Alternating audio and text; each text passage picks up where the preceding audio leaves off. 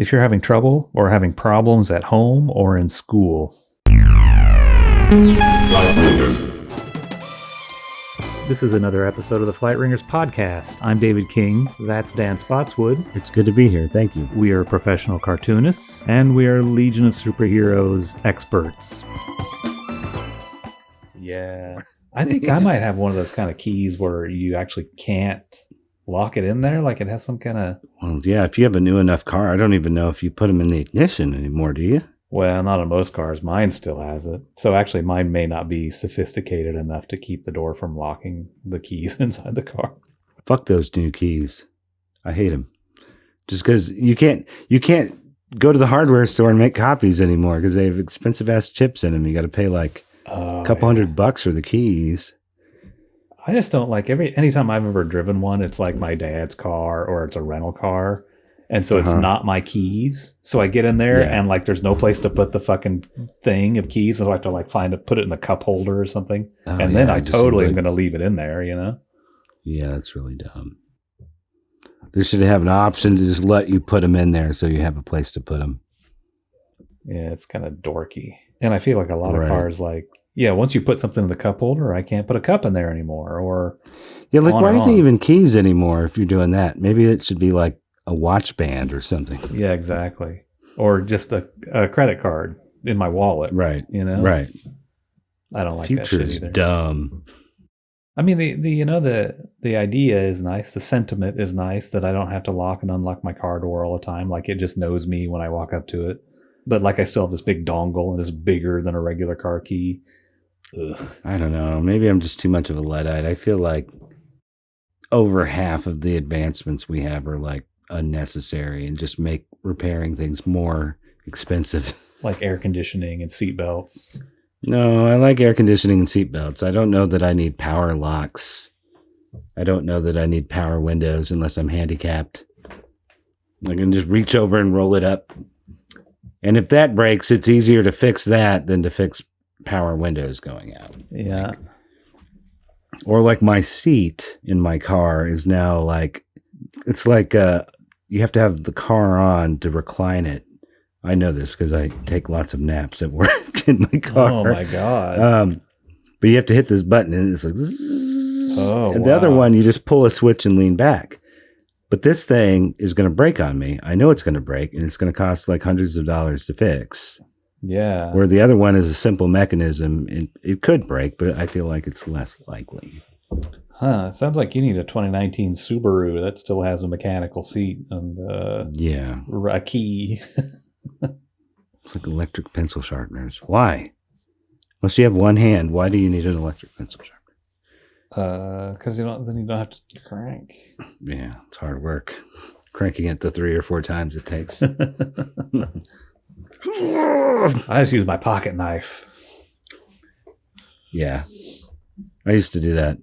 Not with a pocket knife, with my X-Acto knife. Exactly. Yeah, I think I've done it with my X-Acto before. I always, like when I draw with a pencil. The piece of sandpaper. No, I have the lead holder where it has a little trash can. You stick it in there and you spin it around like this. Yeah, I have that too. Yeah. But mine is, you use it for like mechanical, like drafting pencils. Yeah. Yeah, like it's like the 2 millimeter lead. Yeah. Yeah. Yeah. But in fact, I didn't even use that too often because I didn't like drawing with a sharp pencil. I like drawing with a dull, hard pencil. I don't think I ever drew with, I only used it in, like I had to take some drafting classes in college. Yeah. Use it for that. It's probably in one of my drawers. Still have it just in case. I got used to drawing with that. I liked to draw with those. Because Mm-hmm. I got a nice one when I went to art school. I think all the lead I ended up buying for it, for drafting, was just too soft for cartooning. Yeah. I probably should have just gotten some harder lead, but they probably don't even make that shit anymore. Everyone uses AutoCAD or something. I know, because I have hard lead for mine. You may have to order it. I probably ordered it from like Dick Blick or something anytime I've needed more, but like I didn't go through too much of it. Right.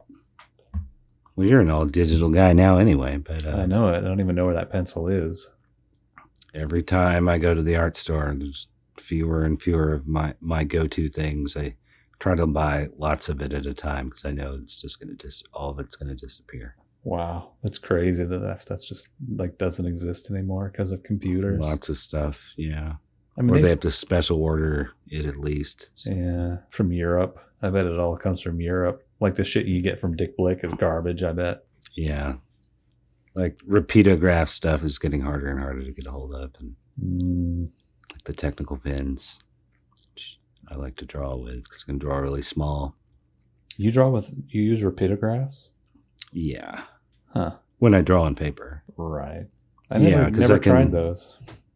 There's a huge learning curve for them. I mean, but once you get past it, it's good. You just got to learn how to keep them from drying up and how to clean them. Mm-hmm. Once you get that down, like a Marine with his rifle, then it's smooth sailing. But yeah, you have to clean them every time you use them, right? Not really, but I mean, it depends. Like if you're only using it like once a week, yeah. But if you're drawing like every day with it, then no. Okay. We need some AI doing this shit for us. Yeah, totally. Well, I saw a funny tweet or something about AI, and it's like, how come AI should be doing simple tasks for creative people instead of doing creative tasks for simple people, or something like that. That's good. That's pretty good. But that's always been the thread. I mean, even when they started, like when Quark Express and all that desktop publishing shit came out, like we all know that can't replace a real graphic artist, but the guy who's not in the arts doesn't think that way. He thinks, well, now I can get my secretary to do it. Yeah. Instead of hiring a designer, you know. Yeah. I mean, it's just as sad that like that's the state of things. It's like, I know my secretary isn't going to do as good of a job as somebody I pay, but also doesn't need to be that good. I don't really notice that much of a difference between utter garbage and professional work, you know? It's like, because I'm stupid, you know? And like, how come people you can't pay them to appreciate quality. You know what I mean? Like they pretend they like quality, but they have no eye. They're stupid, you know?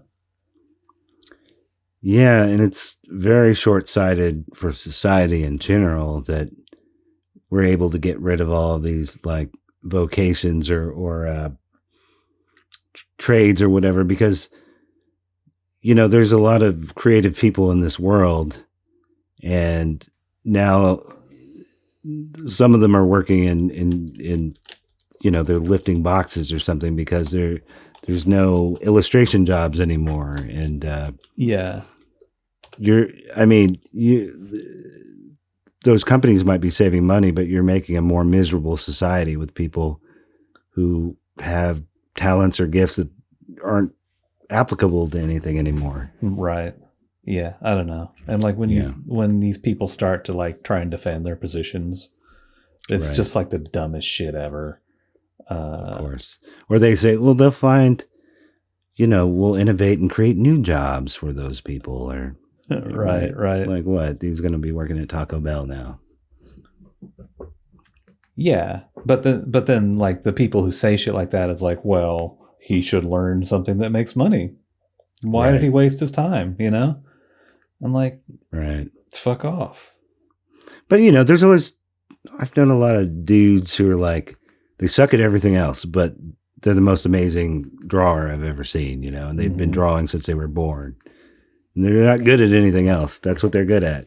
Like, maybe society should try to, instead of just thinking only of money, like you want to find places for people who are like wired a certain way, you know, like this is what they're good at. Like, now that's too communist. Right. That flies in the face of American values. You get blacklisted talking like that. I know it. I'm a little tired and spacey tonight. I'm sorry. Oh, that's okay. That's okay. I've got a little bit of a headache, but I'm working on it. Got some Advil coursing through my veins. You ever do this thing? Remember they used to tell you to do this? Squeeze this area right here. Get rid of your headache. Yeah. Where did I just see that? Maybe in a YouTube video or something. I mean, I've heard it before. Yeah, I've never gotten it to work really. But There's all kinds of weird, like if you press like the roof of your mouth, or like there's all these spots that are supposedly helpful. I don't know. Oh yeah, there was. I just saw it on Adam 12. He had one. That far back. It was like vinegar or something. It was drink a bunch of vinegar. Reed was telling Malloy that Malloy had this bad headache and he was acting all mopey. He was hungover. And Reed's like, my grandma had a cure for a headache. What you do is you take what was it? Like you take a handkerchief, you soak it with vinegar, and you put it right here on your forehead or something like that. That's weird. Yeah, I don't know. I've never had any success with any of that shit, or I would have remembered to keep trying it. But yeah, I usually have some success with just fucking medicine. Yeah. Yeah. Or sleep. That's what I often need when I have a headache. That is the for sure cure, I'd say. Usually it's like if I have a bad enough headache, it just shuts me down. I have to go to sleep. Oh yeah, I used to get them all the time on like clockwork, like every Saturday. Oh shit! I have no idea what the problem was. Just like it's my day off, I wake up and I have this splitting headache for most of the day, and it just like does me in. Is it because it's the day after Friday night? No, like it was. Or maybe you're sleeping in and you're not drinking coffee as early or at all. I mean, I've always drank coffee both at home and work, but yeah, I don't know what the problem was, but it used to, like when I lived in San Diego by myself, it happened all the time. And like I'd get towards the end of the day and I would just like have to lay down and like lay on my side with a pillow to hold my head like straight up and down, and it was just like, it was so miserable sometimes. I used to only get them on my days off for a few years. And I realized in my case, I'm pretty sure what it was my crappy ass old apartment that I was living in. I think there was like a lot of dust and mold stuff, and it was giving me like sinus headaches. Oh, yeah, that could be it. Huh. So when I moved, amazingly, they went away. Yeah, it really sucked. It really sucked. I didn't realize how bad it had gotten until I looked back at it and realized I basically had like brain fog for the 3 or 4 years that I lived there, and I just kept living there. Wow. It's like... Yeah, it must have been mold or something, huh? Yeah. That sucks. Yep. At some point, I was just like, I'm going to be like this for the rest of my life. And I look back and I have so many comics that are just about headaches. No, there's stuff like that, like just like shit that we tolerate, like yeah. Especially if it comes on you, it comes on gradually. So I probably need to not go too long. Okay. I have to go to a comic convention tomorrow. Oh yeah. I'll sleep there, but I got to get up to get there. On Friday, you have a comic convention? Where is it? What is it? You tabling at it? Oh, yeah. That's cool. I'm gonna sleep under the table. But it's not super. It starts kind of later, so I don't have to like get there till maybe 11 a.m. Is it Planet Comic-Con? Yes. Oh, really? Yeah, it's the big one. Henry Winkler. Oh shit. Hey, I bet everybody comes up and says that to him at these things. I bet everybody says that to him all fucking day, everywhere he goes. You should go up and say like, up your nose with the rubber hose. Hey, you were one of the sweat hogs, weren't you? Oh, man. I'm surprised he does that. I would think he'd be too famous to do stuff like that. I don't know. Those things have gotten so big, and they have like actors that are still getting work showing up to those things nowadays. It's weird. They must pay him a lot, right? Like they pay him $10,000 and fly him out there and stuff, wine and dine him. Yeah, I don't know how it works. Usually those guys are on some kind of like convention touring circuit. Yeah. And there's like, I don't know, like package deals. Like you can get 5 or 6 Star Trek guys at the same time. Yeah, all right. I guess I never really thought about it like that. They put them up in a hotel. I'm pretty sure the show prints off a bunch of like on photo paper, like a bunch of pictures of them and gives it to them to sell off, to sign, and they have to carry all that shit with them. Yeah, I don't know. Who else is going to be there? Donnie Most, who played not Potsy, Ralph Mouth. Is Potsy going to be there? I don't think so. If I saw Fonzie, the only thing I'd really want to talk to him about is Night Shift. Wow. I just think he's really good in that one. I've never even seen that. It's Michael Keaton, right? Uh-huh. Who? I think it's Ron Howard. I think it's one of his first movies. Oh, okay. Yeah, that would make sense. Yeah, I must have saw that movie 1,000 times growing up. But he's really funny in it. I mean, he's nothing like Fonzie. He's more Woody Allen-ish, Jewish, worry, neurotic kind of guy. Did he executive produce one of those like Sightings or something? That was Dan Aykroyd. Oh yeah, he'd be an interesting guy to meet. Yeah, I guess he's got some sort of strange mental illness that for some reason he thinks he's a cop. What? It's some sort of weird thing. Like he rationally understands that he's not a cop or a detective, but he still has to carry a badge around all the time. I heard him on Fresh Air talking about this before. I forget what it's called. Weirdest thing I've ever heard. It sounds made up when I'm repeating it, but it sounded pretty legit when they were describing it. That's bizarre. Mm-hmm. So he probably has a Blue Lives Matter sticker on his car. Huh? I don't know.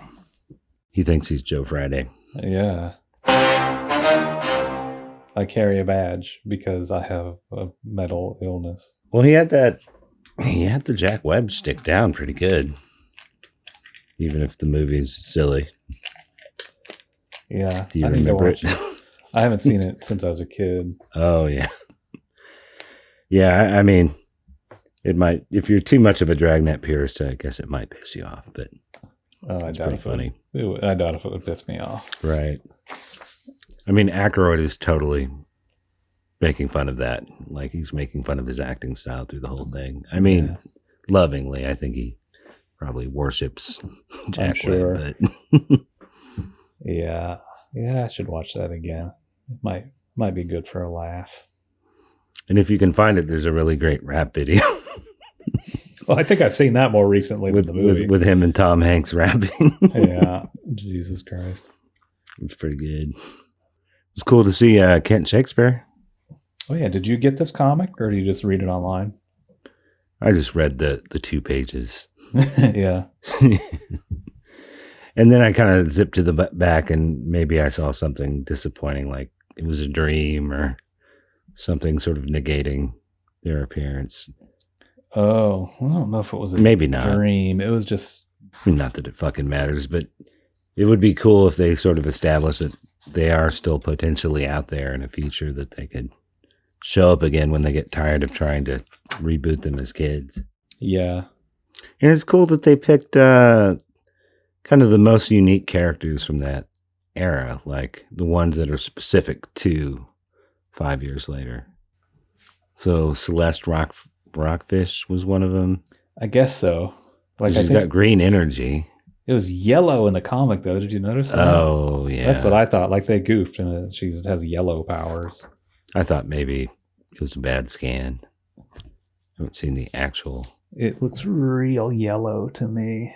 Mm. Yeah. But that has to be her. The black tank top and the short haircut. Yep. Devlin. Does Devlin use his powers in there? I don't think so. Yeah, every now and then I think like Kent Shakespeare will be... I kind of have a feeling he's going to come back in some form because they've brought him back a couple times in different forms. Briefly, like people remember him, I think, because of his weird Superman, like he's a, sort of a alternate or fill-in Superman-like character. And they like playing with all that multiversal stuff so much these days. In like that Superman Batman book, he showed up. He didn't like have a significant role in it or anything, but really? he's like the Superman of the 30th or 31st century. I'm sure you've seen images of that. Like he looks basically the same, but he's wearing a black T-shirt with like a silver version of the original Superman S. Okay. And they kind of give him gray temples, I think. Like in it's the Superman Batman series where they're drawn like real like chunky cartoony. Yeah, look. yeah. Huh. That is the one. I'll have to track those down. Yeah. Also, Laurel Kent is in that too. Huh. But she's like the Superwoman or the Supergirl of the 30th century. I mean, is she basically who they used in like the Flash movie to be Supergirl, Superwoman? Kind of looks like it. Yeah. I don't know I can't remember who she was supposed to be, that character in the Flash. She was from some other universe. Probably. I don't know if they ever bothered to say who she was, like where she came from or anything like that. Like the Soviets had her, I guess. Oh, yeah. Yeah, she was being kept prisoner. She was like the Kal-El from the Tim Burton universe or something. And her rocket ship crashed in Russia, maybe, and that's the story. Yeah, it makes sense. But yeah, I don't remember too much about that movie. I saw it, but kind of forget. It would have been twice as good if they had just let Michael Keaton be bald on top when he had the long hair. Remember, he had this luscious, full, long hair. So goofy. Like they go into his house like it's abandoned or something, and then he jumps him like in his pajamas. I remember and that he has part. like long flowing gray hair. Wow. This full head of hair. Oh, yeah. But we know he's bald. Right. Huh. It's a fantasy. Yeah. I guess Batman can't be bald. So tell me, what do you think about this Blue Beetle thing? What do I think about it? Are they back? Are they back? What's going on? No, I don't think they're back. Does it say what year he's in? This is some kind of Giffen tribute, right? Is that what's going on? Right. Because I thought I saw the heckler. Yeah, he's on the cover even. Oh, he is? Yeah, he's right here. Nort, did he probably didn't create Nort, did he? I think he did, yeah. Oh. Like he showed up in Justice League. Oh, I guess I thought he was one of Joe Staten's Green Lantern Corps. I don't think so. I think he just came out of the blue in an issue of Justice League International. Okay. And then I know that Giffen did the Secret Origins. He wrote it, and he plotted it. Stephen DiStefano drew the Secret Origins of Gnort. Gnort. That's how I always said it. I don't know how you're supposed to say it. Like, is it a silent G? I guess I don't know that for sure. Someone else said Nort to me, and I just took it to heart. I don't know. I mean, it kind of does, but then there's an apostrophe after it, after the G. So I don't know if I'm supposed to. Just don't know. Right. I guess Gnort sounds like kind of stupider. Yeah. So that's probably what. I think that's what led me down the road of thinking that's what it must be, because I guess I must have like Nort, like gnome, like yeah. No, I've heard it both ways. I read my son a Keith Giffen comic tonight. It just so happens. It was a Masters of the Universe comic, and he drew the whole thing. Oh yeah, it's Hordak. Like the origin of Hordak. It's kind of intense. I got that. I remember I was kind of off Giffen at that point when it came out, and I saw somebody tweet about it. Like, this is like he's doing a full on like kind of Kirby thing in the artwork. I think it looks a little better. It looks better than some of his later work. Yeah, a lot of his later work. Yeah, I don't know. Maybe he must put a little more effort into it or something. Firing on all cylinders for some reason. Yeah. Yeah. We're shit talking his later artwork. He was probably like definitely. He was like about to die. He could hardly breathe. Probably in the hospital drawing that. Right. What's taking so long on Inferior 5, you lazy ass? It's like in a coma at the time. In between issues. Yeah, because he had like several fucking heart attacks. Yeah, I wonder if that's why he didn't, like, he did that Forever People or Infinity Man comic, and like he drew like one or two of them, but then he was the plotter on the rest of them. Like he could still lift up his pencil to do the breakdowns, but the finished art, he's noodle hand. Yeah. Yeah. Maybe that's how he drew so fast. Like he doesn't have any bones in there. It just sort of whips back and forth really fast. Just whips. It's all rubber. Right. Yeah, he had real gross looking arms. Yeah. Anyway, this thing is a Giffen tribute, and they got all his main creations. So Booster Gold is not one of his, right? No, but the pairing of Blue Beetle and Booster Gold is sort of his thing. Oh, I see. That's a development in Justice League comics, and that's the JLI version of Black Canary, right? That fellow you just mentioned, I think he might have designed the costume of it. Yeah, right? DiStefano again did that. Everybody makes fun of that costume, but I think it's okay. Yeah, I don't mind it. Like the little flare out parts on the chest. Like it's something that really you couldn't exist and couldn't work. Like if it was fabric, it would be floppy, and if it was plastic, it would be hitting you in the face all the time and stuff. I remember I liked it because she wasn't wearing the sexy costume anymore. Because I'd always be embarrassed about bringing comics in with like overtly sexy imagery in it, like I was trying to sneak porn in or something. Yeah. Not that I would have gotten in trouble. It just would have been an awkward, embarrassing interaction with my mom that I didn't want to have. Yeah, like, oh, I got your sexy girl stuff again, huh, Danny? Yeah. Right. I was 23. Filling up my basement with more of your sexy girlies, huh, Dan? Oh, God. Did you ever see Howard the Duck? No, I never saw that. Oh, God. It was awful. I went with my mom. Have you ever watched a film that abruptly cuts to like fucking, like, and you're like in between your parents? Never abruptly. Oh, no. Or you never catch yourself watching something with them and you're like, what am I going to do? And you're like, you kind of sigh, look away. Weird. Never watch HBO with your parents. Any of those HBO shows. Maybe they've kind of gotten away from it now, but there used to be like one obligatory like sex scene in all of those. Yeah. To justify it being on HBO, basically. Right. And so you're saying in Howard the Duck, there is a scene where Howard the Duck has sex with the girl from Back to the Future. Like Leah Thompson or something. Yeah. It was rough. And my mom was like, what is this?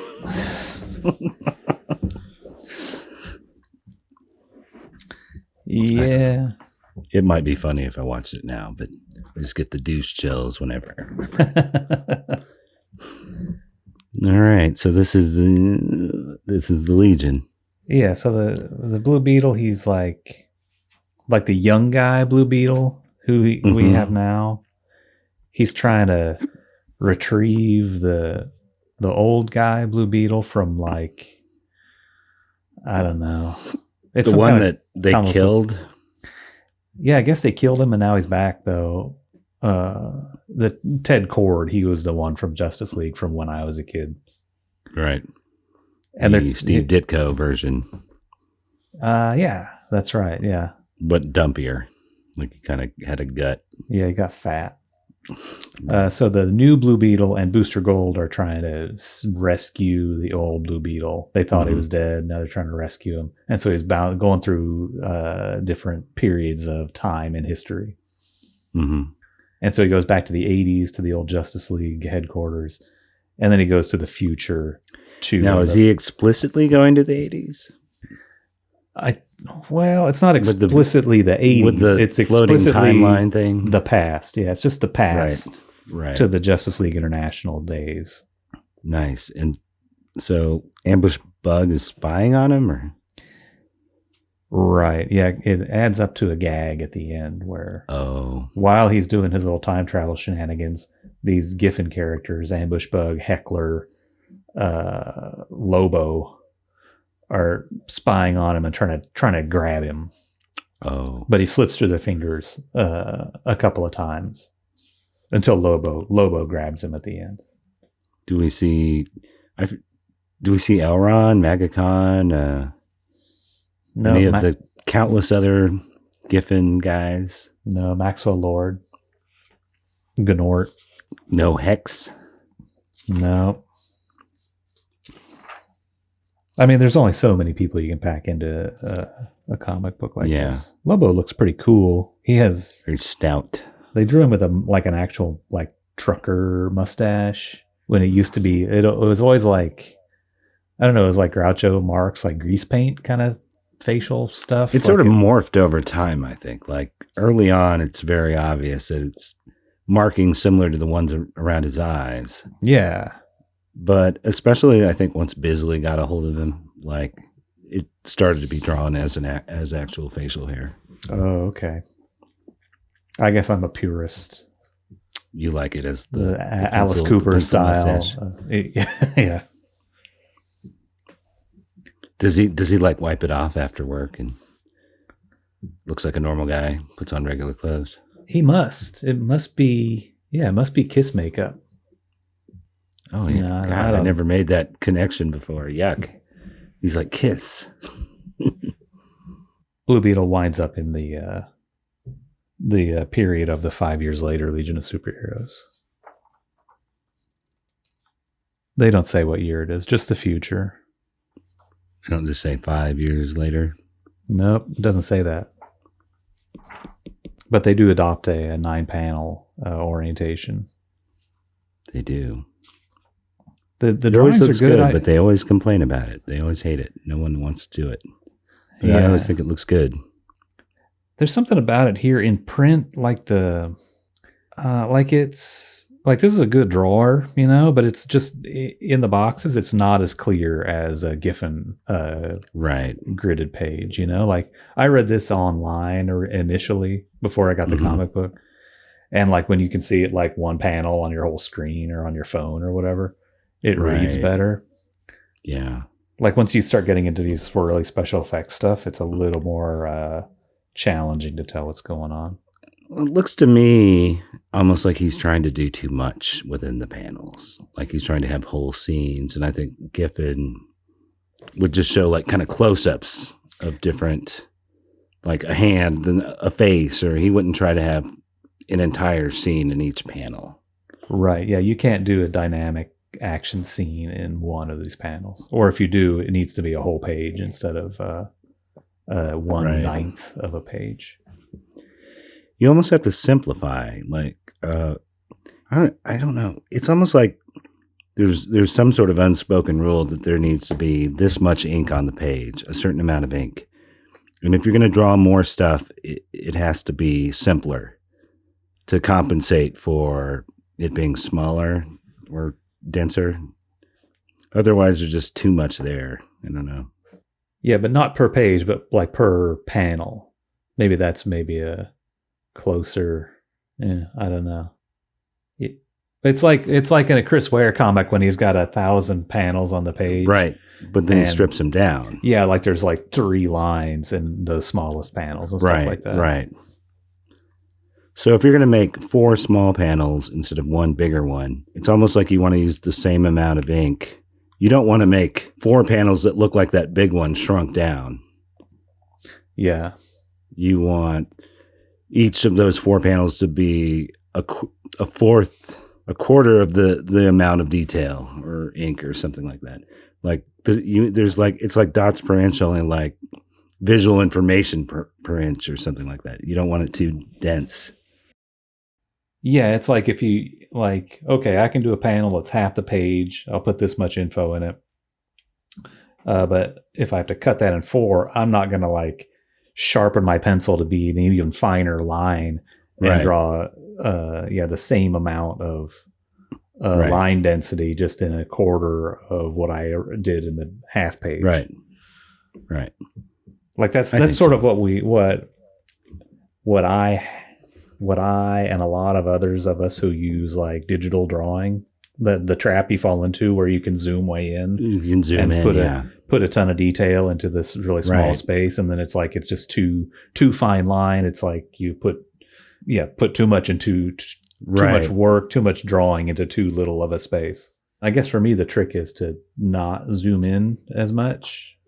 I mean, I struggle with that constantly too, but I think you try to compose it as best you can at regular size, and then maybe you can go in and clean it up a little bit.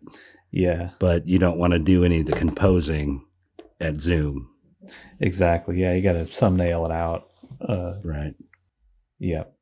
Yeah. Not to disparage this artist, the interesting, good artist. I don't know who it is. I don't know. I'm not used to seeing these characters so dynamic. I'm used to like Giffen. This must be Natasha Bustos. Okay. Or, well, wait. There's Adrian Gutierrez listed first.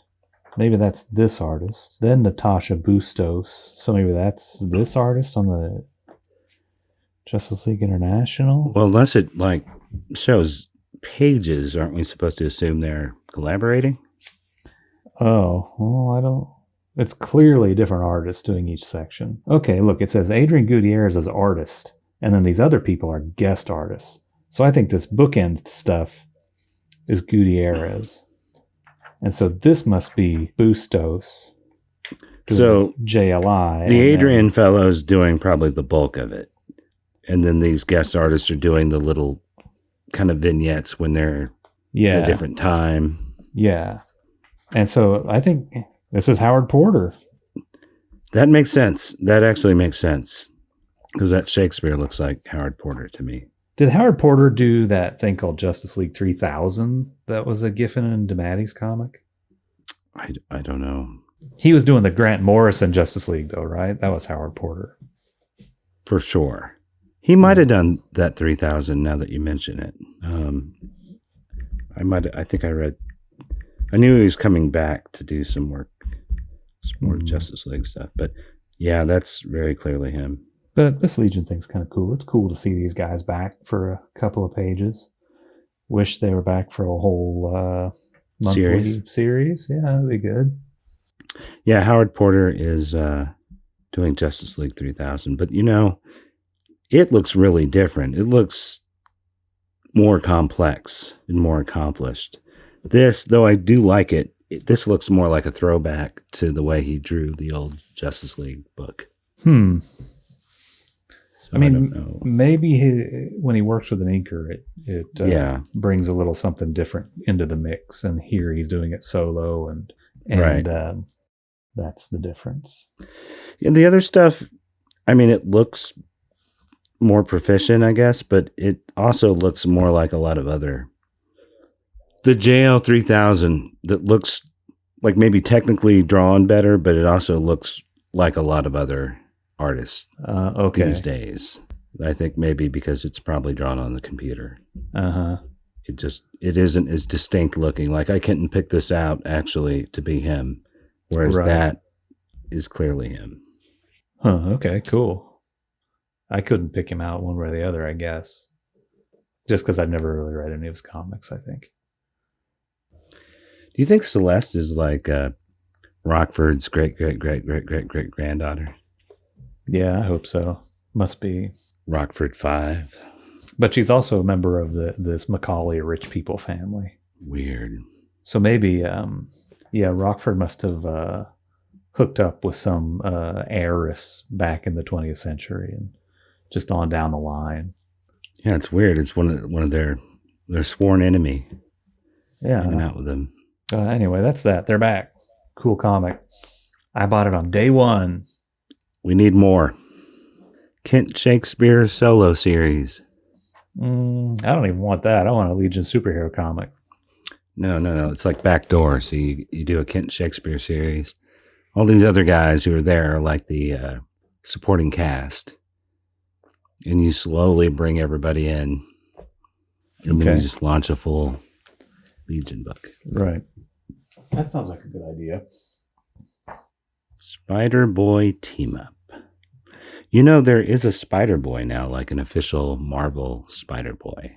Wouldn't that be copyright infringement? Yeah, I don't know how that works. Like Amalgam Comics? You suppose it's all different? Like they had to make a separate company? No, this says published by Marvel Comics. So I guess Marvel owns Spider-Boy. Well, it seems like they held off for years because they've been trying to do kind of like what DC was doing in the 50s, late 50s and 60s. They're doing it now with their characters, like having like 7 different Spider-Mans and 7 different Captain Americas, and like expanding them into like families, like the Superman family. Oh, okay. Like Superman, Superboy, Supergirl, Lois Lane, Jimmy Olsen. Right. But they've sort of done that with the Hulk now, like General Ross is a Hulk, and I think like maybe Betty's a She-Hulk, and they're all different colors, I think. It's pretty dumb, but it sounds really ridiculous when you put it that way. Right. And they're doing the same with Spider-Man. There's all these different Spider-Mans. There's a new kid Spider-Man, and there's like a old lady Spider-Man. Well, that's from the popularity of that movie, right? Like the Spider-Verse movie. I mean, that pushed it along, but I think that movie grew out of this. Oh, okay. Like those characters, a lot of them anyway, existed before the movie. Like the new young Spider-Man has been around for a while. Right. Yeah, he's from the Ultimates universe. Is that right? Mm-hmm. Mm-hmm. And Spider-Ham was around when we were kids. I don't know if you remember him. Yeah. I tracked down an issue of Spider-Ham because Tony Salmons drew an issue of that. Oh, yeah. And it's good. It's good cartooning. Like, it's good, silly cartooning drawn by Tony Salmons, of all people. He's really good. Yeah. I just followed him on Instagram. Like, he has an Instagram account now. You should look up those G.I. Joe issues he did. They're really fun. Oh, yeah. You told me about that. I will have to look into those. Yeah, he's great. But so Spider-Boy, is this the new one doesn't look like this guy, right? No, not at all. And is he Peter Parker's like nephew or something? You don't know. I don't know anything about him other than he exists. What I was trying to say earlier, and I forgot to finish my point, was like they've been doing this extended Spider-Man universe for quite a while, and they're just now getting around to Spider-Boy. Maybe a certain amount of years have passed and they can use the name again, or it just seems like they would have used it a lot sooner because they've been doing all these spider variations for a while now. Seems like a no-brainer. And they had Spider-Girl, right? Mm-hmm. And that was that was a popular comic, I think, the Spider-Girl. It was around for a while. Yeah, from when it was, the late 90s or something they did that? Yeah, like Tom DeFalco maybe, and Ron Friends and Sal Buscema. They a long, long run, like over 100 issues. Yeah, but they're only just now getting around to Spider-Boy.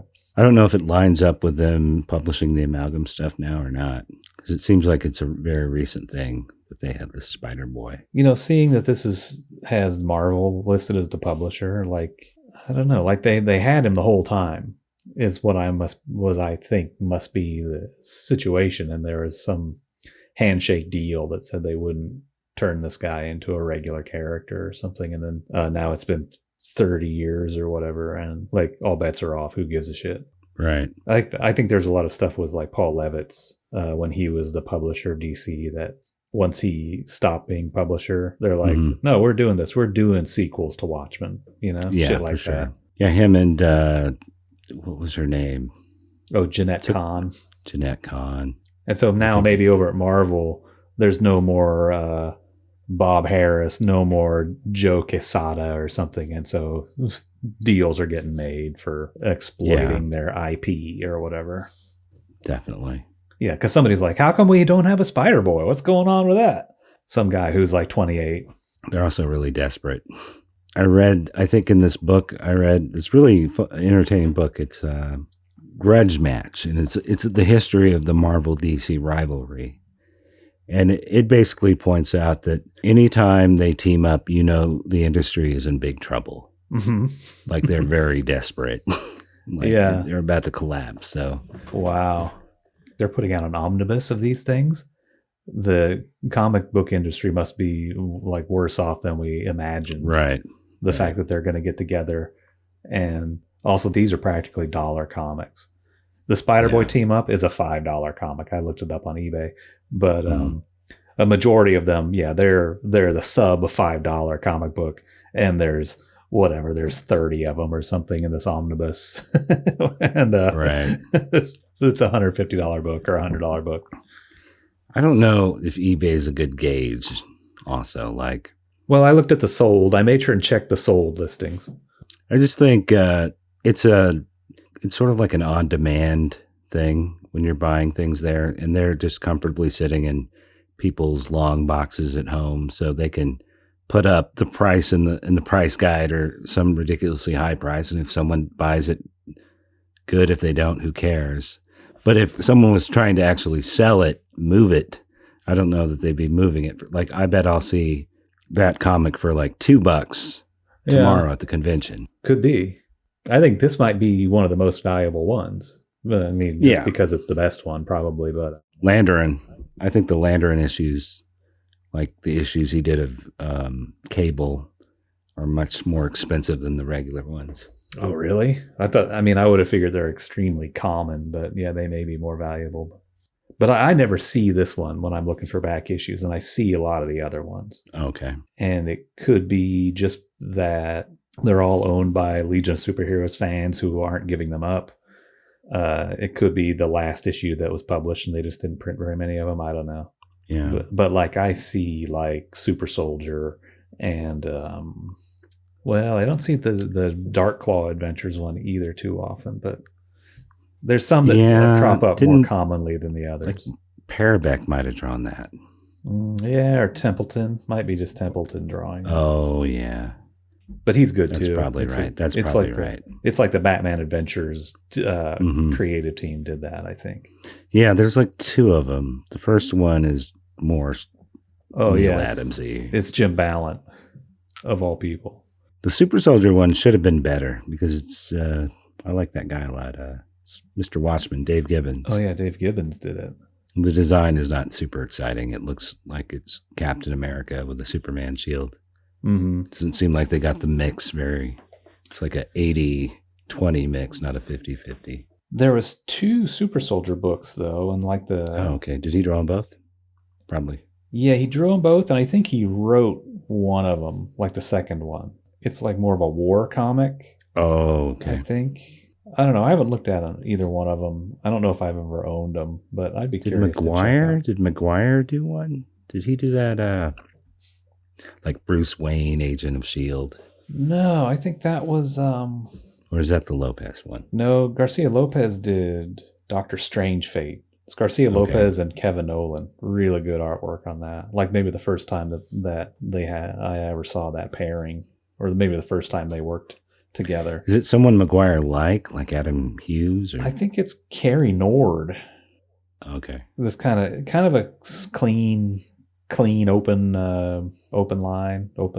I don't know. Like not a lot of hatching type of stuff. Right. I think that's who did that. Yeah, but probably out of all of them, this Spider-Boy team-up has the best artwork. Like this guy, Ladronn, super good. Oh, yeah. He's really great.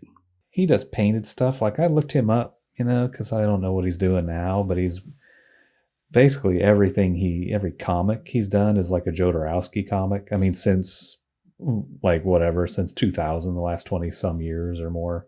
He's just doing these Jodorowsky, ink. Yeah, forever he was doing that Elephant Men stuff. Oh, yeah. And I don't know that much of it.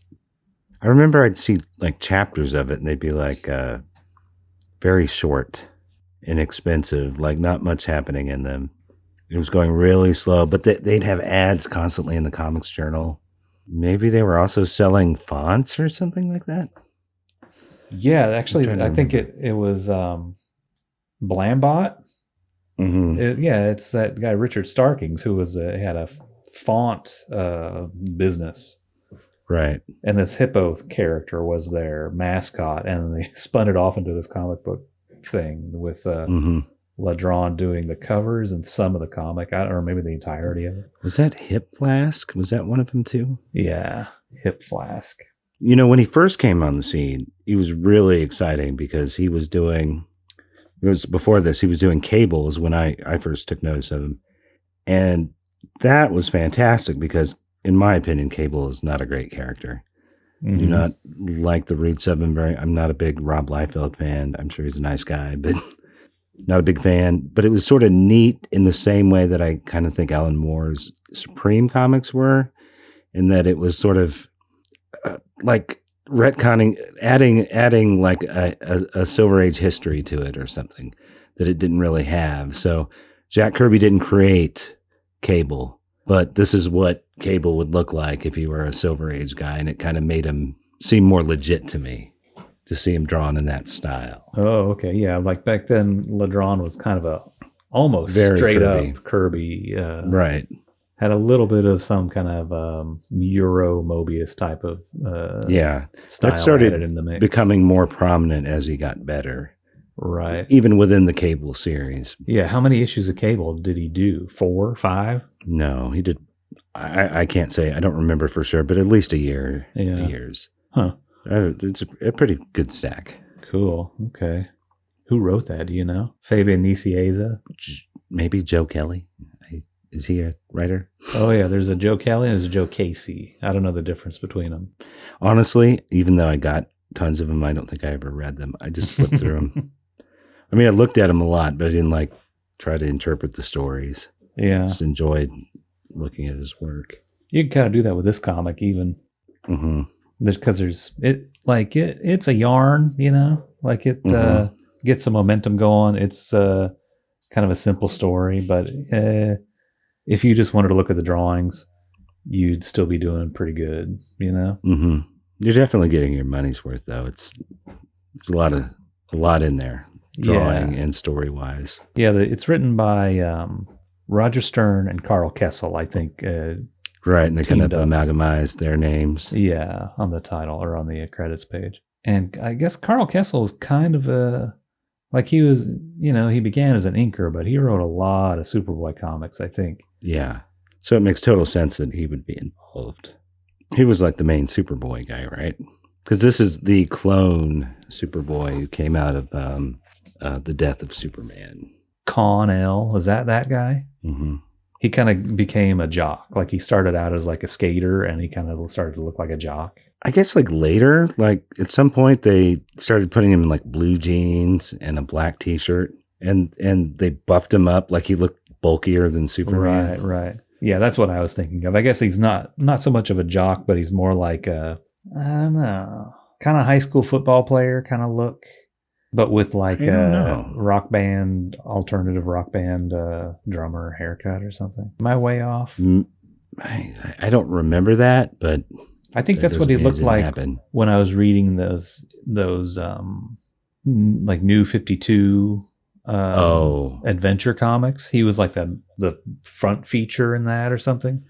Yeah. There's I never saw any of that. I saw a couple of the covers, they were kind of retelling his story. Yeah. Was he wearing kind of red glowing bits? No, I think he was still wearing a black T-shirt with a red Superman logo on it. Yeah, and he was on the New Teen Titans too, or not the new ones. This is after the New 52 or before? I don't know. Same time. I don't know.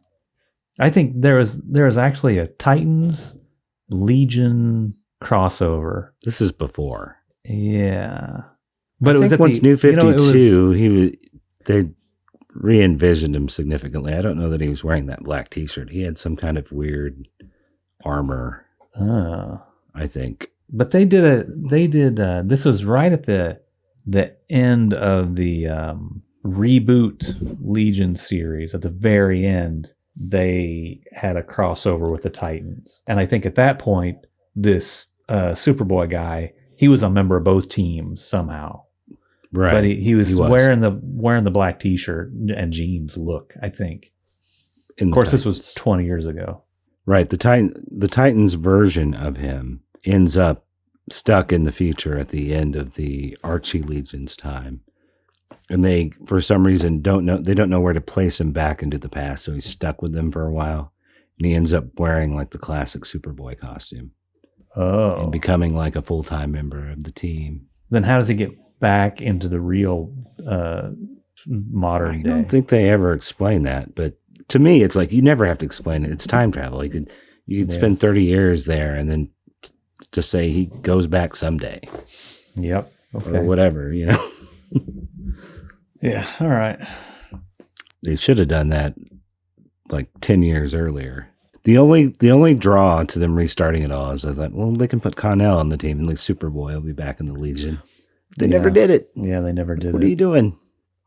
He even looks like he's designed by the same guys. There's a similar look to the costumes. I remember a Superboy costume that was, it had the stripe down the middle, like all the Legionnaire. Is that what you're talking about that he was wearing? I think you're thinking of Alex Ross. Yeah, I think Alex Ross came up with that. But Like I think in Kingdom Come or something. I think they did eventually introduce that, maybe for an issue or something, in the real comic. I mean, they teased it a couple times, like shortly after the reboot.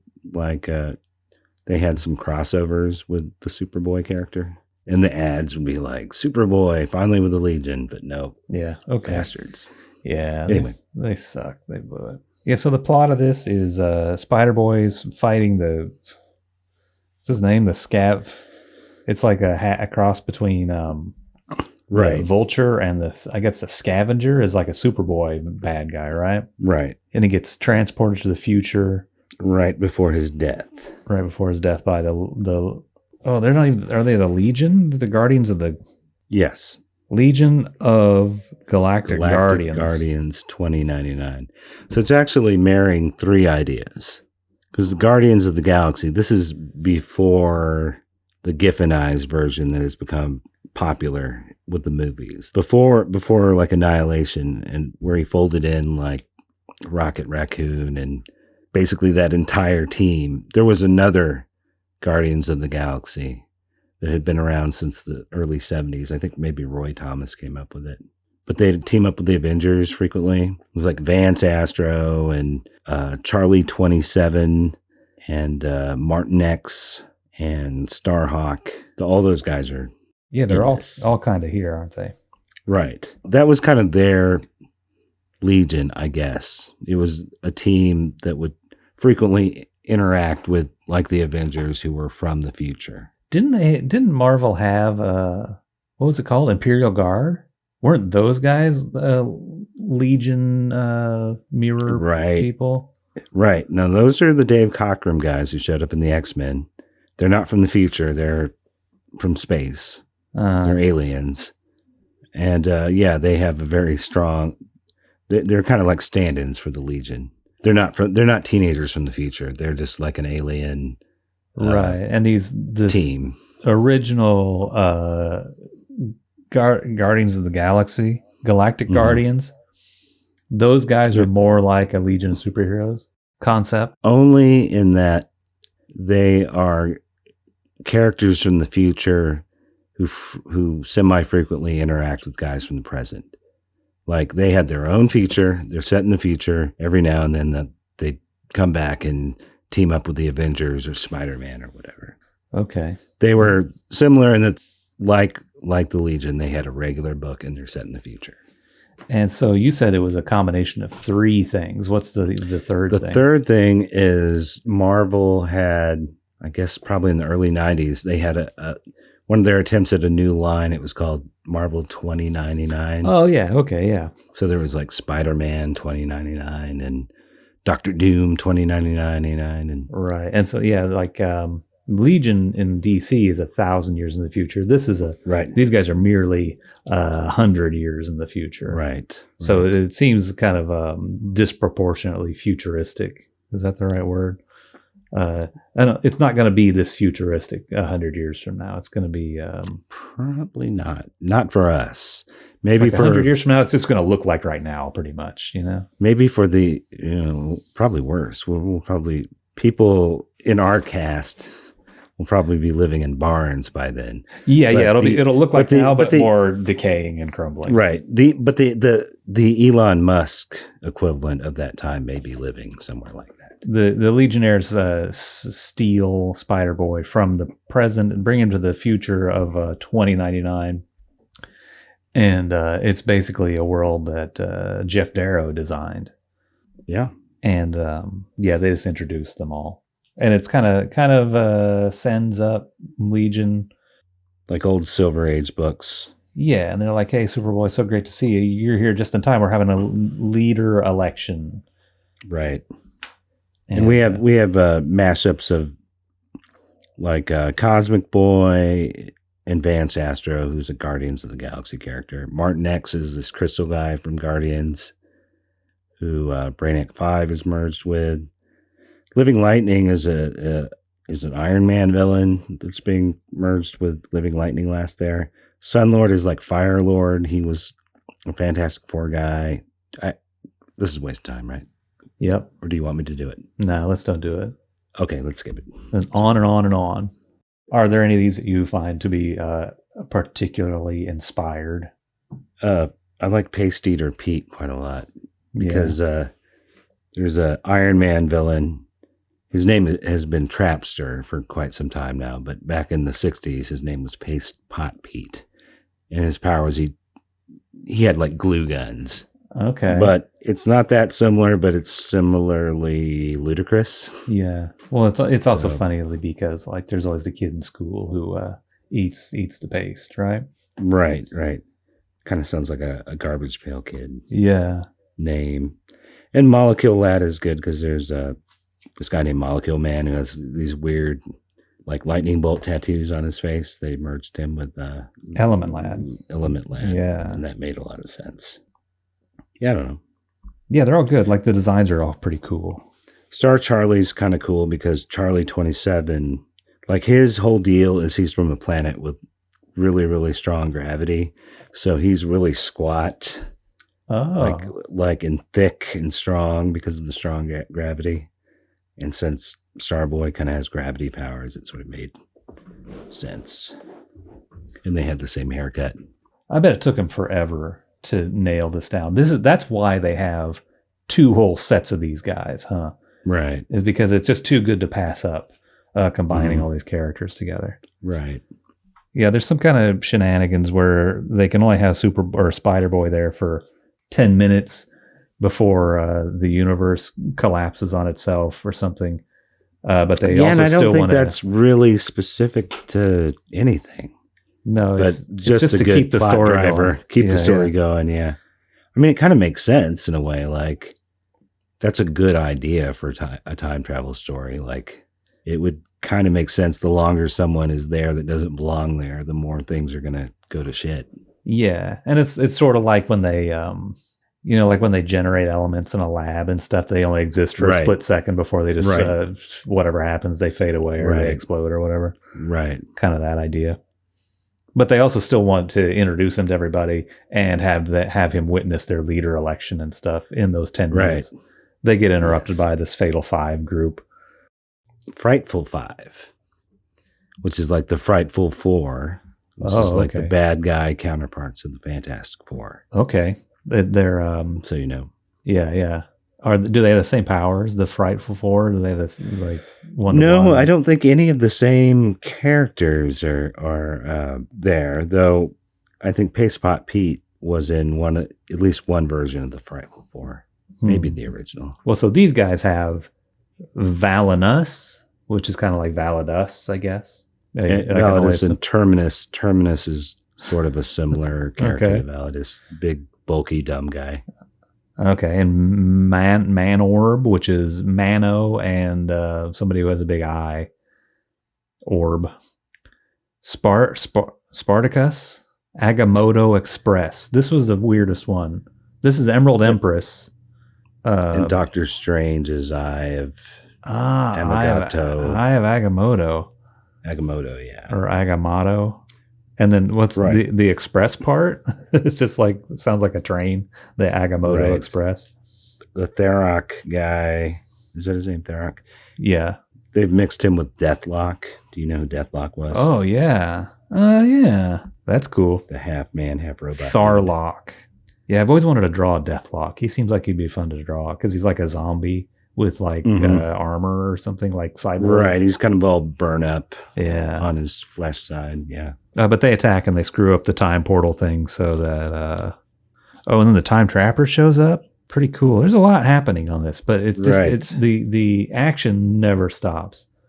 To me, it's I guess it's like these guys are talented comic book writers to put all this shit in here. It's all mixed up from both the comic book companies, but the story just keeps on going. Like it all kind of makes sense as long as you don't have to pay attention too hard, and it all hangs together. You know? Yeah, I definitely get the feeling between the two writers, at least, they were probably big enough fans that when they started kind of talking about this, they got really excited and came up with more ideas than they could possibly fit into one book. Yeah.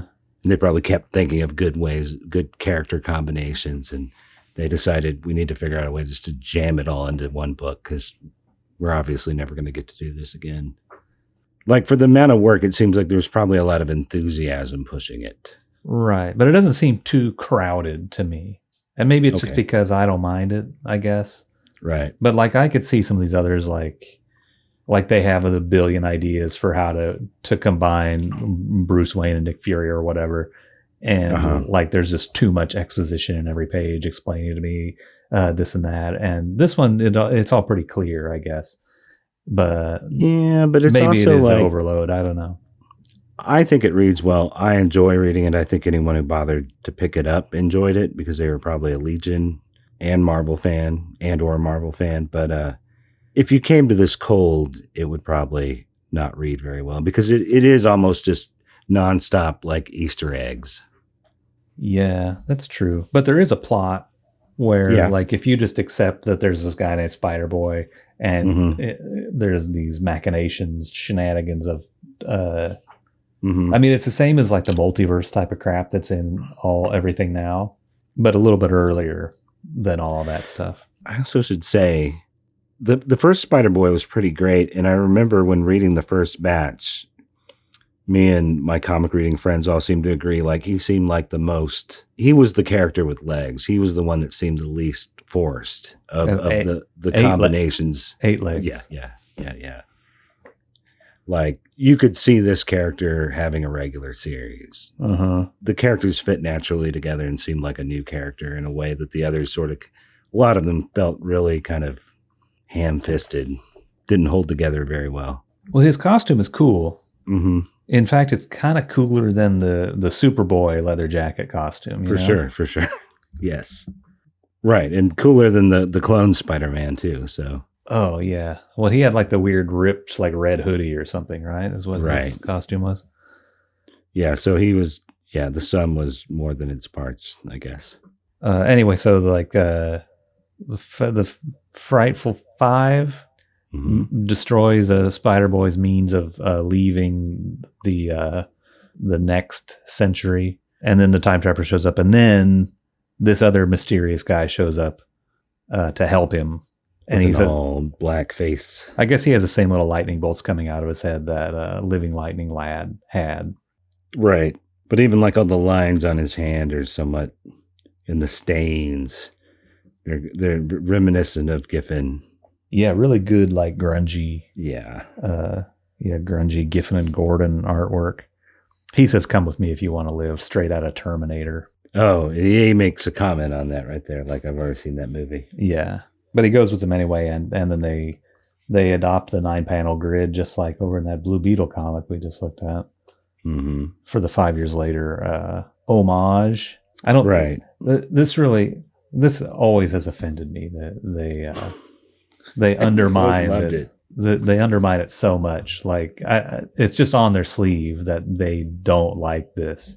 They felt like they needed to include it for some reason, but I don't think they like it. We've discussed this before, and I don't agree. I feel like this is homage. I feel like it is making fun of it a little bit for sure, but I don't. It still feels loving to me, or like like they like that material. Just when he says, "I'd rather face my own death than spend even 10 minutes here." I know. I love that's such a good line. It's pretty cold. But I like the artwork. Like I wish they had hired José Ladrönn instead of Jason Pearson almost. Yeah, it's really good. Yeah, super good. But it is like well, it's not quite like Terminator. It's like kind of like Terminator 4. Nobody ever goes into the future to escape in Terminator, I don't think, but this is 2 or 3, 4 years removed from these characters. Yeah. They didn't have to complicate the story by throwing this in. I feel like they must on some level be fans of it. I guess so. I mean, I think they're just trying to play up all the crazy reboots that Legion always has every year. Okay. But also they make sure and point out that this is supposed to be the future. This is the future of these guys. Well, they say like 5 years later. Yeah. It's not a different timeline. It's just the future. Mm-hmm. But when he leaves here and goes back in time, it's a different set of Legionnaires now. This is the post 0 hour version, whereas the first half of the comic was the pre 0 hour version of the 2099 Guardians. I didn't read it too thoroughly, to be honest, today. I still don't understand how he doesn't go back. How did he change the future in the further future? Like, wouldn't he need to go to the past to mess it up and change it? I don't know. I think the time trapper character did it somehow. Okay. Or maybe it's when he goes back towards the end of the book, I guess. I don't know. Yeah. I feel like it made sense when I read it this afternoon, but I sure don't remember now. I like that he's dripping wet still. It's a nice touch. Oh, yeah. Good detail. These guys look a little more anime. I think he's trying to make them look a little more anime than like these guys are drawn like Silver Age, I guess, like in Ladronn cartooning language. Mm-hmm. And then like these guys are Silver Age. The Archie Legion had a little of that in it. Tiny bit, very tiny bit. But yeah, he's sort of leaning into it with the girl characters anyway. The like this invisible girl character. Yeah, she looks much more manga style. But yeah, so now has run into a whole new set. He says it's a reality reboot, and these guys have costumes that are like the reboot guys with the big belt buckle and the stripe down the middle. Right. Electron has Electro's mask. It's a good combination. But they didn't change Vance Cosmic. He still looks the same. I guess because his costume is so great. Well, I mean, but that's like Cosmic Boy, right? Like his costume probably changed less than the other members, didn't it? Yeah, I suppose so. Yeah, it had still the same color scheme. Well, is it more purple though here? Well, to me it looked identical. I think it's purple and it's pink in the early one. Let's see, look. Yeah, it's a little more bright, I guess. And if you look on the cover, I think it's very purple. Yeah, the cover is the rebooted guys. Well, right. Like in the reboot, they kind of changed Cosmic Boy's costume to more purple than pink. Yeah, I guess so. But it looks completely different on the cover. Oh, it's like a totally different costume. Yeah, like the sides you're right. are white. It's inversed. Yeah. I wonder if maybe that's a coloring error that they meant to do it that way on the inside or something. Yeah, maybe. I like the Silver Age guys better. I think I probably agree. Yeah, these guys they seem a little less inspired, than the other ones. Yeah. Now in this group they have Phantom Cat, which is I guess Phantom Girl, and I don't know. She looks like Jean Grey, but she's Shadow supposed Cat? to be Shadow Cat. But that was in the earlier group. It was this one still looks like Kitty Pryde in a Phantom Girl costume. This one looks like, I don't know, what does she look like? Jean Grey or like the Banshee or something? I don't know. It might be referring to something she was wearing at the time. I wasn't reading Marvel anymore by then. Mm-hmm. I think Jean Grey is this Phonetics. Whatever it is. Phonetics. That's one of the clunkier amalgamations for sure. Yeah. The Ladybug is funny. It seems to be kind of making fun of some of the more, like what they did, like Censor Girl and some of those characters. They made them more alien. And they did that with Wasp in the 90s too. I just remembered that. They for a while she was kind of like a wasp woman, like kind of monstrous, kind of buggy. Yeah. Chameleon, of course, he's like the Spider-Man had a villain named the Chameleon. Oh, and his head looks basically exactly like that. What did he look like in the first one? Because in the he has the antennas here. Oh, he does. In the early one, but so this is more Chameleon Boy, and this is more Spider-Man Chameleon. Yeah. All right. It gets extra convoluted at the end. Mm-hmm. He's with the reboot guys, and they send him back to the present, but he thinks when he goes back to the present, he's going to get killed by this scavenger. Scavulture. But he seems to be, he's able to avert his death somehow. I guess knowing that he's going to die. Yeah, he leaps out. But earlier in the comic, this guy stole his web shooter gun that he uses. Right. That dude comes back and gets killed or gets blasted. Saving Superboy. And then it turns out the Yancey Street Legion, I think they might have been in another Amalgam comic. Maybe they were in the other Spider-Boy issue. But there's like they're a Fantastic Four thing, right? The Yancey Street gang. Right. This is a little bit of a confusing, maybe it works out since they turn out to be the Legion of Galactic Guardians, but they're also like the Newsboy Legion. Right. And the Yancey, which are both like Kirby kids. Right. In the earlier in the comic when you can deduce by their word balloons that, this is one of those boy gang guys, of which what DC had 2 or 3 of them. Marvel probably had 1 at least, right? At least one. These and like Kirby gangs. He just went around making gangs of kids.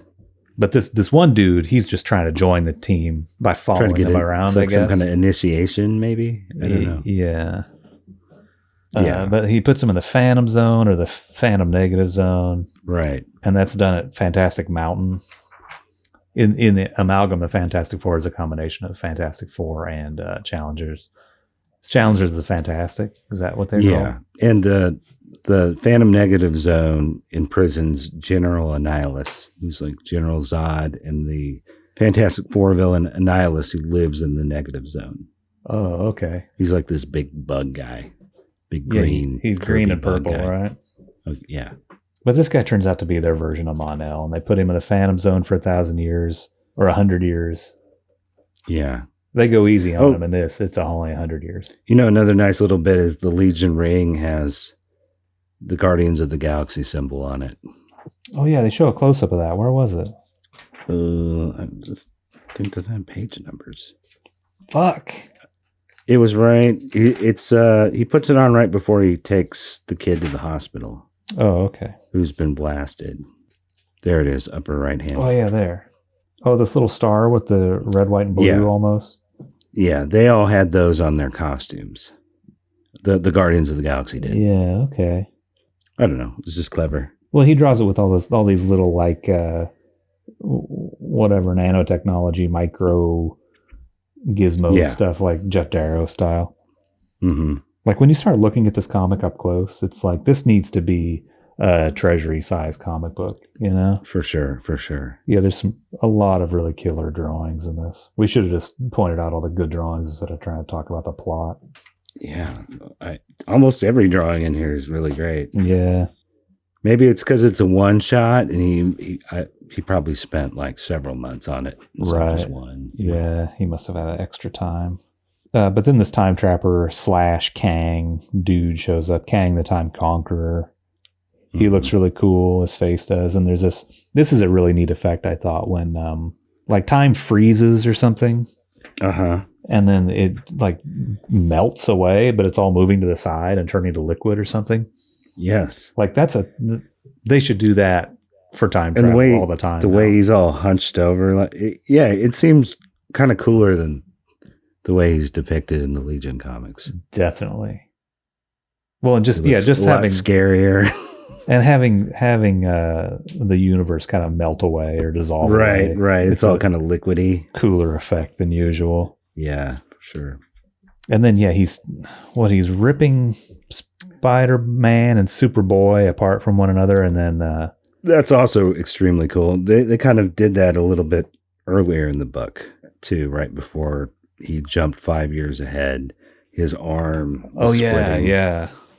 Yeah, so this Kang guy's trying to destroy the Amalgam universe and put things right or something almost. I think he's said he's like absorbing the Amalgam energy or something. Oh, like that, like less meta than I was thinking it is, huh? But he's it's like if he's splitting him, it's kind of like splitting an atom, and he's getting all this time energy from it, I guess. Future Spider-Boy shows up. He's not Spider-Boy as a man. He's future Spider-Boy. And I guess that's more like he turns out to be Mon-El, right? Or like a version of Mon-El from the future. Right. He's kind of like, I guess, Spider-Boy 2099 is what he would be, huh? Well, Spider-Man 2099. Yeah. He might have. They might even say he has the same name. I don't know if they name checked him or not. That guy's name was Miguel. Yeah, they do. They call him Miguel. Yeah. Yeah. You know, the two writers, they're like calling each other or texting or whatever they did back then, coming up with all these dumb ideas. And they're falling asleep. We could call Miguel Mon-El. We could put it together. See, so they unmasked the Time Trapper and he's Kang. And then they unmasked Kang and he's Kronos Tut, the Time Pharaoh. Right. So in DC, we've got King Tut, I guess, like from the Batman show. Is that who he is? No.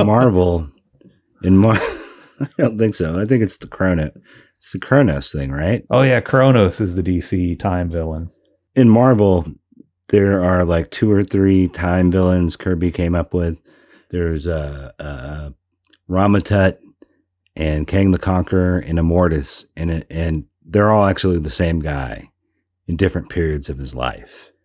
So Ramatut is like a Fantastic Four villain. The other 2 are kind of Avengers villains, but they're all the same dude. Huh, okay. Is it supposed to be a secret? Or was it a secret for like 5 years back when Kirby and Lee were doing the comics? They didn't immediately reveal that Kang and Ramatut were the same guy. Mm-hmm. But I think they revealed it by the end of the 60s. And it was by design, right? It wasn't. It wasn't. I can't swear to that. They probably came up with it later. I mean, it almost sounds like some shit that like a guy in 1998 was like, all 3 of these time travel bad guys, they should be the same guy, right? That's how he explained all this. I think they probably came up with the idea after they'd created the 2 characters, but it was long before the 90s. Uh-huh. It was almost certainly in the late 60s, maybe the early 70s. Huh, okay. Oh, and he's also like Reed Richards' great grandson to further complicate things. That is complicated. Yeah. He's a pharaoh from ancient Egypt, and he's the son or whatever, a descendant of a 20th century dude. He's like a criminal from the future who I think steals the time machine. He goes back to ancient Egypt where he can use his technology to be treated like a king, a god. Oh, yeah. And he settles there. Then the Fantastic Four travel through time and fight him a few times. Then at some point later, he leaves there and then he builds the armor and becomes Kang. And then later still, he becomes kind of this wise, powerful gatekeeper of time named Immortus, and he has like a long beard and he's an older guy. Oh, so Immortus is a good guy or a benevolent character? He's kind of in between. Okay. Depending on the story, kind of. He's not straight up evil, but he is sometimes their adversary. Okay. This is more than I've ever heard, or more Marvel than I will ever know. They were maybe you would have known because that was the big plan for phase 2 of the MCU. And they'd already started doing that in like that Ant-Man, and there's like a Scarlet Witch TV show. I haven't watched any of it. I did watch the Ant-Man with my son, but and Immortus is in there and all those characters. But unfortunately, it's all revolving around this one character played by one actor who they've had to, I think, fire because he's done some questionable things to ladies. I think I've heard a little bit about that, huh? Yes. So it's kind of a colossal blunder. One of the great blunders. It is weird. I mean, maybe there's no way they could ever know, but it does seem like weird that they don't vet people like that they're going to base their entire series on. Couple of cool things on this page. The page with Nixon here when he blows up looks real cool. It looks like a Giffen panel. Yeah, almost. Yeah. And then they kind of show this Spider-Man 2099 guy a little bit more close up. Also has a really rad costume. Yep. Yeah, he's got an L on his belt. Yeah. He's a Legionnaire or a Galactic Guardian or whatever they are. Yep. But he's Miguel Gand, Spider-Boy 2099. They put him in the Phantom Negative Zone, and then instantaneously he shows up. He's 100 years older, pulls Spider-Boy's fat out of the fire, saves the day, the end. He watched it all from the Phantom Zone, he says. Yeah, and they say that someday Spider-Boy will do research that will lead to that cure, which is a good idea. Like, they should have done that with Superboy. Like, then it would seem a little more redeemable that he just left him in there. Like, maybe he never came up with the cure, but he never stopped looking. And then that research that he did with Brainiac 5 would one day use to get Mon-El out. His research would lead to a cure. You mean like that? Right. That would seem like a little more noble than him just throwing him in there and forgetting about him. Yeah. And all it is a little trick of phraseology, right? Like, right. He doesn't have to vow he'll do it himself. Somebody else tells him that research he's done. Yeah. Mm-hmm. And then he could still get away with saying, I hope somebody figures out how to get you out of this. Right. As a boy, I'm not even capable of figuring this out. I hope somebody else does. Right. Yeah, he should have done that. Huh. Pretty good. Cool pinup on the last page, too. Yeah. This is really Jeff Darrow territory with the Japanese and the neon. Mm-hmm. And what is this? Mootown snacks. Have a blast with Mootown. These are like Lunchables, kind of. Oh, okay. Looks like it's cheese. Oh, shit. It's like, these look like string cheese. It even says string cheese up here. This must be like a crunchy stick that you put into goop cheese. It's interesting because that's clearly like a kid's ad, right? For a little kid, yeah. And we're kind of moving away from that in comic books. Yeah, it's got a Game Gear, Sonic the Hedgehog kind of tie-in, which... Oh, yeah. Yeah. Like this for little kids and for like the 24-hour Taco Bell kind of crowd, you know, sort of. Oh, like you. Look at the Baja Blast guys. Yeah, but I don't really go, like they didn't need to be open 24 hours for a guy like me. I don't really go there after 8, you know? Mm-hmm. And I don't think they'd invented Baja Blast yet. You don't eat dinner that late. I don't eat fourth meal. This coupon expired June 30th, 1997. Oh. I'm glad I never cut this out. Yeah, nobody's cutting coupons out of comic books in 1997. That's kind of funny. Maybe you could use it at the website. No, I don't think they had a coupon code website stuff yet either. Probably not. Yeah, weird. That's a really weird throwback kind of type of ad. Yeah, technology really throws me off. Like, it moves so quickly. Like, this comic seems pretty modern to me, but then you look at like the video game ads, and you're like, oh yeah, this is like AOL. This is before AOL days, even. Like, do you remember a movie called Warriors of Virtue? No, it's. I remember the Warriors. I bet it's not like the Warriors. Probably not as good. It seems like it's like a Chinese... The Warriors of Plasm. Chinese and American co-production. Oh, any notable actors? No, nobody I recognize.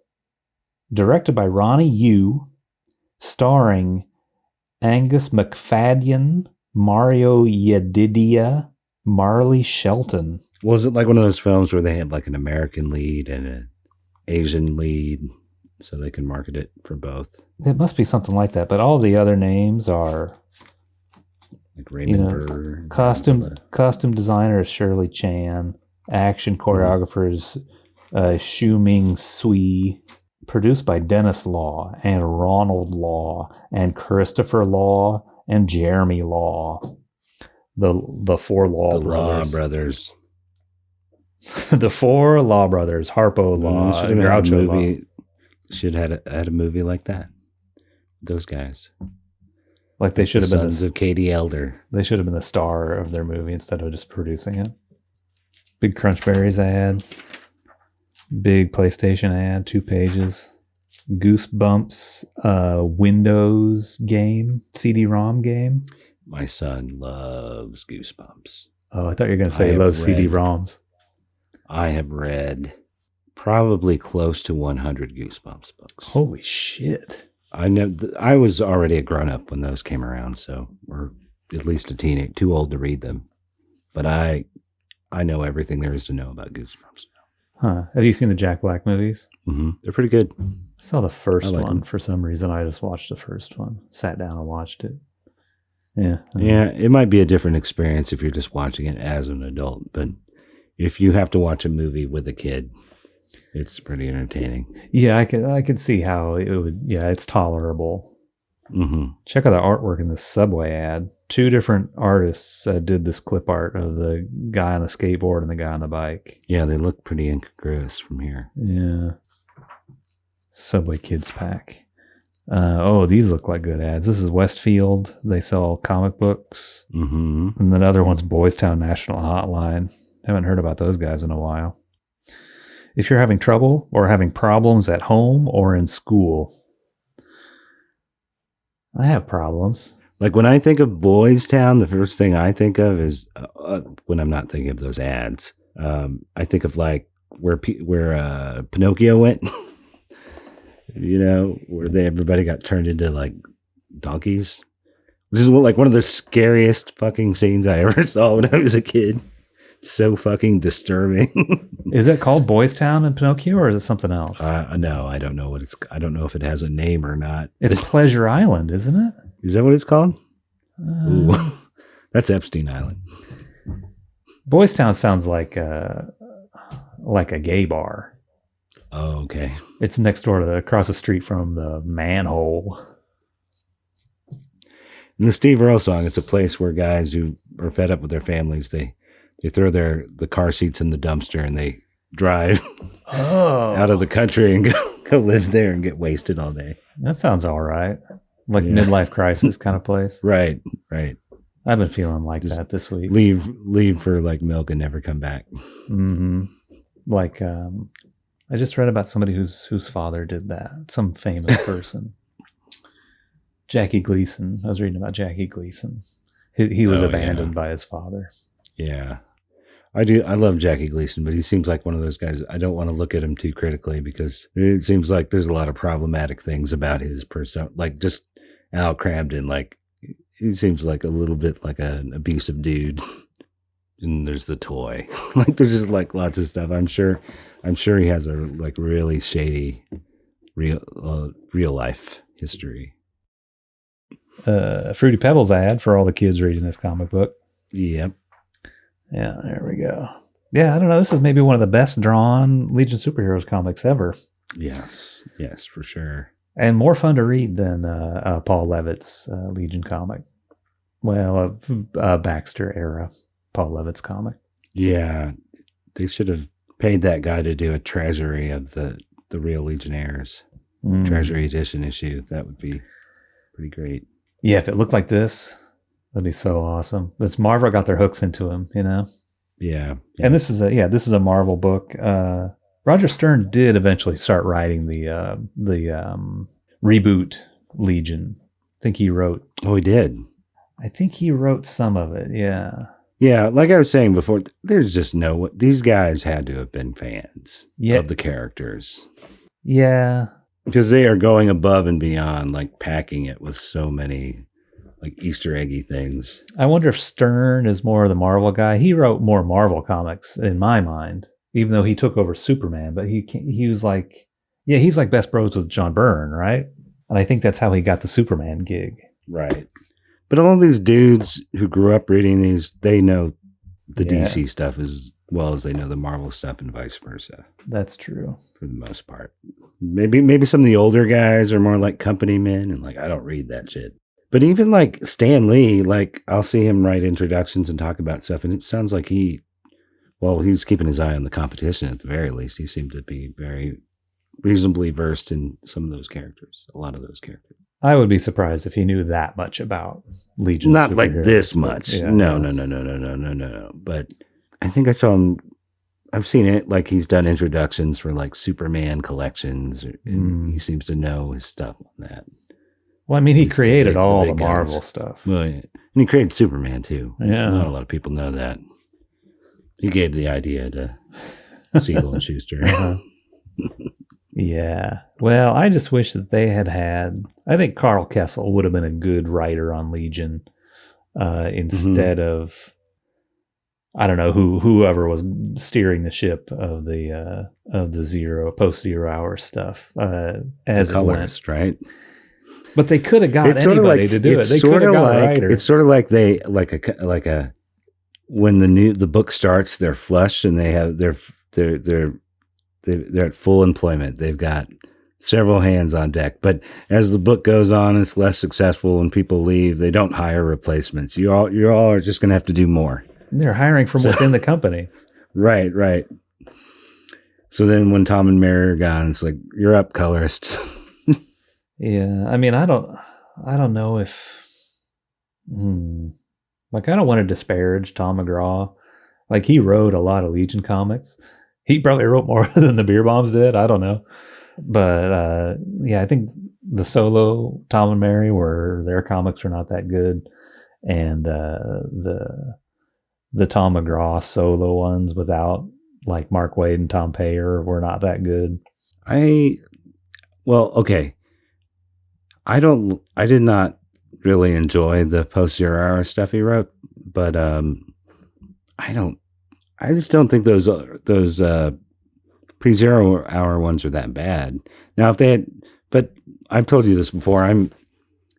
How good the artwork does affect how much I enjoy the writing. So, like some good Stuart Inman artwork can kind of make some bad writing palatable to me. But if it's a bad fill-in artist and the writer sucks, then I see it for what it is, like that that Medicus 1 issue we read. Yeah.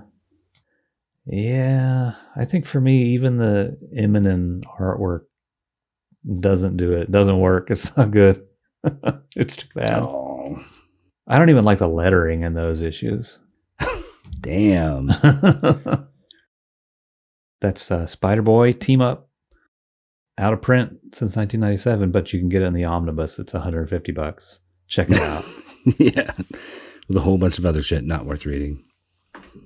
Long live the Legion of Galactic Guardians 2099. Stay tuned. Like, what am I going to do at the last day of my life? So Karate Kid decides he's going to commit suicide by attacking the Fatal Five. I remember that. But he ends up kicking their ass. He beats the entire Fatal Five by himself. And then as he's leaving, like their exploding ship, he's like, I can't do anything right. This looks good. I love this Win Mortimer, Jack Abel shit. Yeah. Wow, this is a big battle. Yeah. Darn. I go looking for the Fatal Five, hoping for a chance to die honorably in battle. That guy just can't win. Right. You're like the one guy without powers, and you beat the entire Fatal Five. You're whining. But what's this happening at the bottom? Princess Projector goes to see a porno movie. Yeah.